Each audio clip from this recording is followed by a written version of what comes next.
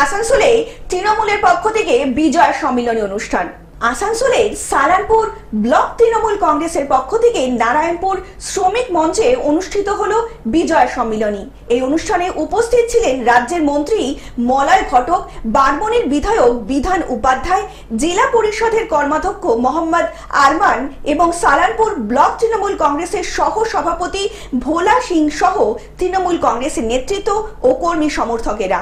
মানে আমাদের নেত্রী যেভাবে, ধরো আমাদের নেতা অভিষেক বন্দ্যোপাধ্যায় যেভাবে খাটছে, তার সেই খাটার যদি 1% আমরা খাটতে পারি, তাহলে কিন্তু এই পার্টিকে কেউই হারাতে পারবে না এবং বড় মার্জিন থাকবে। লোকসভা ভোটে সালানপুর ব্লক, দেখো সালানপুর ব্লকের রেজাল্ট লোকসভা ভোটে খুব খারাপ হয়েছিল, জিতেছে 5,000 5,500 ভোটে জিতেছে, কিন্তু রেজাল্ট খুবই খারাপ হয়েছিল। সেই রেজাল্টটা আরো ভালো করতে হবে আমাদেরকে, এবং আমরা মানে ওভার কনফিডেন্স আছে যে আমরা জিতবো, আর আমাদেরকে হারাবার জন্য আমরাই কাফি আছি। মানে অন্য কাউকে হারাইতে হবে না, আমরা নিজেরাই নিজেদেরকে হারাই দেবো, কম রেজাল্ট করে দেবো।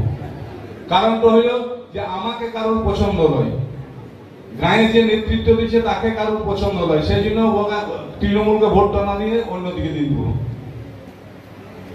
তো পার্টিটা মমতা বন্দ্যোপাধ্যায়ের, পার্টিটা অভিষেক বন্দ্যোপাধ্যায়ের। আমরা পার্মানেন্ট কেউ লই চেয়ারে, যারাই আছো ছোট থেকে বড় পর্যন্ত আমরা যারাই আছি, কেউ পার্মানেন্ট লয়, সবাই টেম্পোরারি আছে। যে যেমন কাজ করবে সে সেরকম রেজাল্ট পাবে। আসানসোল থেকে Soumitra Ganguly report, globe news. এখন থেকে গ্লোব টিভি দেখুন আপনার স্মার্টফোনেও। গুগল প্লে স্টোর অথবা অ্যাপল স্টোর থেকে ডাউনলোড করুন গ্লোব টিভি লাইভ অ্যাপ। এছাড়া জিও টিভি অ্যাপ থেকে দেখুন গ্লোব টিভি লাইভ।